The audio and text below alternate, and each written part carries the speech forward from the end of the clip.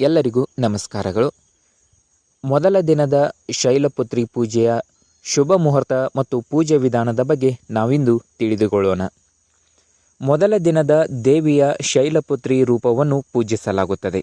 ನವರಾತ್ರಿ ಮೊದಲ ದಿನದಂದು ಶೈಲಪುತ್ರಿ ದೇವಿಯನ್ನು ಪೂಜಿಸುವುದು ಹೇಗೆ, ಶೈಲಪುತ್ರಿ ದೇವಿ ಪೂಜೆಗೆ ಶುಭ ಮುಹೂರ್ತ ಮತ್ತು ಮಹತ್ವ ಮತ್ತು ಮಂತ್ರಗಳು ಯಾವುವು ಎಂಬುದನ್ನು ನಾವೀಗ ತಿಳಿದುಕೊಳ್ಳೋಣ. ಶಾರದೆಯ ನವರಾತ್ರಿ ಅಕ್ಟೋಬರ್ 3ರಿಂದ ಪ್ರಾರಂಭವಾಗುತ್ತದೆ. ಈ 9 ದಿನಗಳಲ್ಲಿ ಮಾತೃದೇವತೆಯ 9 ರೂಪಗಳನ್ನು ಪೂಜಿಸಲಾಗುತ್ತದೆ. ನವರಾತ್ರಿಯ ಮೊದಲ ದಿನವನ್ನು ತಾಯಿ ಶೈಲಪುತ್ರಿಗೆ ಸಮರ್ಪಿಸಲಾಗುತ್ತದೆ. ಶೈಲಪುತ್ರಿ ದೇವಿಯ ಆರಾಧನೆಯು ನವರಾತ್ರಿಯ ಮೊದಲ ದಿನದಂದು ಮಾತ್ರವಲ್ಲ, ಜೀವನದ ಪ್ರತಿಯೊಂದು ಸಂದರ್ಭದಲ್ಲೂ ಮುಖ್ಯವಾಗಿ ಮಾಡಲಾಗುತ್ತದೆ.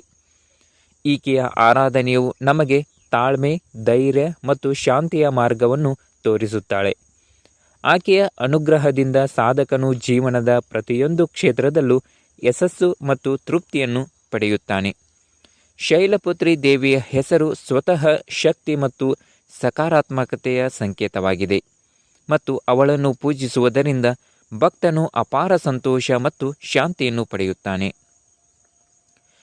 ಇನ್ನು ಶೈಲಪುತ್ರಿಯ ದೇವಿಯ ಪೂಜೆ ಹೇಗೆಂದರೆ, ನವರಾತ್ರಿಯ ಮೊದಲ ದಿನದಂದು ತಾಯಿ ಶೈಲಪುತ್ರಿಯ ಪೂಜೆಗೆ ವಿಶೇಷ ಮಹತ್ವವಿದೆ. ಈ ದಿನದಂದು ಶೈಲಪುತ್ರಿ ದೇವಿಯನ್ನು ಪೂಜಿಸುವುದರಿಂದ ಸಾಧಕರ ಮನಸ್ಸು ಆಧ್ಯಾತ್ಮಿಕತೆ ಮತ್ತು ಸಕಾರಾತ್ಮಕತೆ ಶಕ್ತಿಯಿಂದ ತುಂಬಿರುತ್ತದೆ. ಶೈಲಪುತ್ರಿಯನ್ನು ಪೂಜಿಸುವ ವಿಧಾನವು ತುಂಬ ಸರಳವಾಗಿದೆ ಮತ್ತು ಅದನ್ನು ಸರಿಯಾಗಿ ಮಾಡುವುದರಿಂದ ಸಾಧಕನು ಅವಳ ಅಪಾರ ಆಶೀರ್ವಾದವನ್ನು ಪಡೆಯುತ್ತಾನೆ. ಎಲ್ಲಕ್ಕಿಂತ ಮೊದಲು ಸಾಧಕನು ಶುದ್ಧವಾಗಿರಬೇಕು ಮತ್ತು ಪೂಜೆ ಮಾಡುವ ಸ್ಥಳವನ್ನು ಶುದ್ಧಗೊಳಿಸಿರಬೇಕು. ಶೈಲಪುತ್ರಿಯ ದೇವಿಯ ವಿಗ್ರಹ ಅಥವಾ ಫೋಟೋವನ್ನು ಪವಿತ್ರ ಸ್ಥಳದಲ್ಲಿ ಸ್ಥಾಪಿಸಿ ಮತ್ತು ಅದಕ್ಕೆ ಹೂವಿನ ಹಾರವನ್ನು ಅರ್ಪಿಸಿ, ಬಿಳಿ ಬಣ್ಣದ ಬಟ್ಟೆ ಮತ್ತು ಹೂಗಳನ್ನು ತಾಯಿಗೆ ಅರ್ಪಿಸಿ, ಏಕೆಂದರೆ ಈ ಬಣ್ಣವು ಶಾಂತಿ ಮತ್ತು ಶುದ್ಧತೆಯ ಸಂಕೇತವಾಗಿದೆ. ಇದರ ನಂತರ ಪೂಜೆ ಮಾಡುವ ವ್ಯಕ್ತಿಯು ತಾಯಿ ಶೈಲಪುತ್ರಿಯ ಮಂತ್ರವನ್ನು ಪಠಿಸಬೇಕು. ಮಂತ್ರವನ್ನು ಪಠಿಸುವುದರಿಂದ ಮನಸ್ಸು ಶಾಂತವಾಗುತ್ತದೆ ಮತ್ತು ಆ ವ್ಯಕ್ತಿಯ ಎಲ್ಲ ಇಷ್ಟಾರ್ಥಗಳು ಈಡೇರುತ್ತವೆ. ಶೈಲಪುತ್ರಿಯ ಮುಖ್ಯ ಮಂತ್ರವೆಂದರೆ ಓಂ ಶೈಲಪುತ್ರೈ ನಮಃ.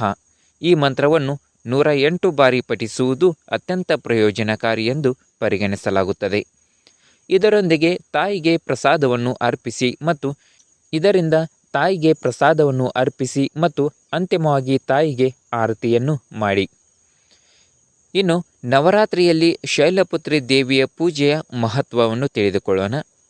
ನವರಾತ್ರಿಯ ಮೊದಲ ದಿನವು ಭಕ್ತನಿಗೆ ಹೊಸ ಸಂಕಲ್ಪಗಳು ಮತ್ತು ಹೊಸ ಶಕ್ತಿಯೊಂದಿಗೆ ಆರಂಭವಾಗುವ ದಿನವಾಗಿದೆ.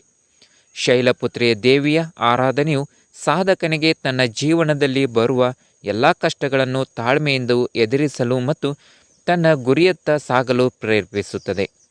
ನವರಾತ್ರಿಯ 9 ದಿನಗಳಲ್ಲಿ ದುರ್ಗಾದೇವಿಯ 9 ರೂಪಗಳನ್ನು ಪೂಜಿಸಲಾಗುತ್ತದೆ ಮತ್ತು ನವರಾತ್ರಿಯ ಶೈಲಪುತ್ರಿಯ ಆರಾಧನೆಯೊಂದಿಗೆ ಪ್ರಾರಂಭವಾಗುತ್ತದೆ.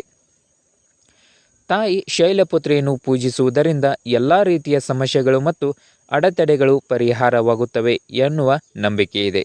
ಈ ದಿನದಂದು ಒಬ್ಬ ವ್ಯಕ್ತಿಯು ತನ್ನ ಮನಸ್ಸನ್ನು ಶುದ್ಧೀಕರಿಸಿ ಮತ್ತು ಏಕಾಗ್ರತೆಗೊಳಿಸಿ ಮತ್ತು ಮಾತೃದೇವಿಯನ್ನು ಪೂಜಿಸಿದರೆ ಆಗ ಅವಳ ಅನುಗ್ರಹದಿಂದ ಅವನ ಜೀವನದಲ್ಲಿ ಸಂತೋಷ, ಸಮೃದ್ಧಿ ಮತ್ತು ಶಾಂತಿ ದೊರಕುತ್ತದೆ. ಶೈಲಪುತ್ರಿಯ ದೇವಿಯ ಕಥೆಯನ್ನು ತಿಳಿಯೋಣ. ಸತಿ ದೇವಿಯು ತನ್ನ ತಂದೆ ದಕ್ಷನ ಯಾನಕ್ಕೆ ಹಾರಿ ಆತ್ಮಹತ್ಯೆ ಮಾಡಿಕೊಂಡಾಗ ಅವಳು ತನ್ನ ಮುಂದಿನ ಜನ್ಮದಲ್ಲಿ ಪರ್ವತನ ರಾಜ ಹಿಮಾಲಯದ ಮಗಳಾಗಿ ಜನಿಸಿದಳು. ಶೈಲ ಎಂಬುದು ಹಿಮಾಲಯದ ಇನ್ನೊಂದು ಹೆಸರು.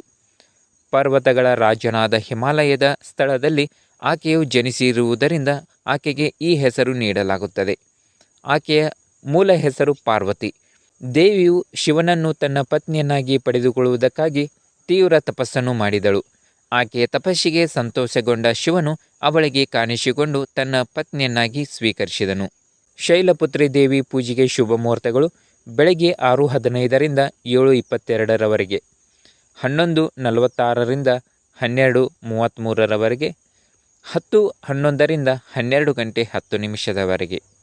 ಮಧ್ಯಾಹ್ನದ ಸಮಯವಾದರೆ 12:10ರಿಂದ 1:38ರವರೆಗೆ, 4:36ರಿಂದ 6:04ರವರೆಗೆ, 6:04ರಿಂದ 7:36 ಹೀಗೆ ಮುಹೂರ್ತ ಇರುತ್ತದೆ.